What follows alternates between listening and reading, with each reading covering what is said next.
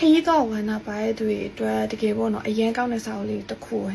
ညွှန်ပေးခြင်းနဲ့ပေါ့နော်ဒီစာအုပ်လေးကတော့ဒါနိုင်ငံသွားခီးသွားလဲညွှန်ပေါ့နော်မမနည်းနည်းရေးထားတာဒီမမဆိုရင်ပေါ့နော်နိုင်ငံပေါင်း60ကျော်ဆိုလဲပေါ့နော်နည်းနည်း around the world ဆိုပြီးတော့ vlogger အနေနဲ့တွားရောက်ခဲ့တယ်အဲ့ဒါကမှသူ့ရဲ့ experience တွေလည်းထည့်ရေးထားသလိုအထဲမှာဆိုရင်လည်းပေါ့နော်visa နဲ့ပတ်သက်တာအစား passport အစားပြီးတော့ form ဖြည့်တာအစားအကယ်ပေါ့နော်ကိုကဘယ်လိုမျိုးနိုင်ငံတွေကိုသွားရင် visa ကင်းလက်တယ်ဘယ်လိုမျိုးနိုင်ငံတွေကတော့ visa လူတွေသူကျတော့ visa on arrival ရတယ်အဲ့လိုမျိုးတွေအစားပေါ့နော်အသေးစိတ်တွေမှာရေးပေးထားတယ်အဲ့ရေးပေးထားတာဒီမကဘူးသူကဒီထဲမှာဆိုရင်ဘယ်လိုမျိုးတကယ်ခရီးသွားရင်လိုအပ်တဲ့ application တွေပေါ့နော်ဘာကြီးကြိုပြီးတော့တွင်းသွားရမလဲဘာ application တွေကတကယ်သုံးဝင်နေတကယ်အဆင်ပြေဆိုတဲ့ဟာတွေကိုကိုရိုင်းက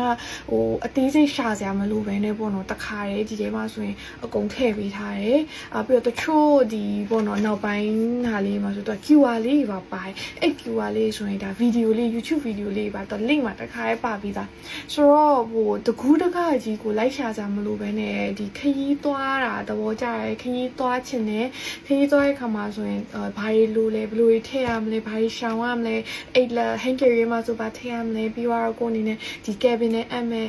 အဲ့ထဲမှာဆိုဘာတွေထည့်ရမလဲဆိုရဲဟာအသေးစိတ်လောကလေးကိုတော်တော်ကိုအသေးစိတ်တော်တော် down စီရပေါ့နော်ဆိုတော့အဲ့ဒီအကြောင်းအရာတွေ packing tips တွေလိုအပ်တဲ့ဟာတွေလေးလက်မဝဲတဲ့နီးလန်းနေလေးစိတ်တွေကိုဘယ်လိုကြည့်ရလဲဆိုရဲဟာအစားပေါ့နော်အကုန်ပါဆိုဒီစာကိုရတော့ဟိအခုဒီဟိကတော့ဖက်လို့ပြီးသွားပြီပေါ့နော်ဆိုတော့တော်တော်လေးကိုသဘောကျတယ်ပြီးတော့လည်းတကယ်အသုံးဝင်နေဆိုတော့အားလုံးပဲဒီစာအုပ်ကလေးကိုဟိက recommend လုပ်ပေးလိုက်ပါတယ်တကယ်ကိုလည်းပေါ့နော်အားလုံးဒီစာအုပ်ကလေးနဲ့လည်းခရီးသွားတဲ့ခါမှာပို့ပြီးတော့တတောင့်တတာနဲ့ convenient ရှိကြမယ်လို့မြင်ကြည့်ပါတယ်ဆိုတော့အားလုံး recommend ပေးလိုက်ပါတယ်ရှင်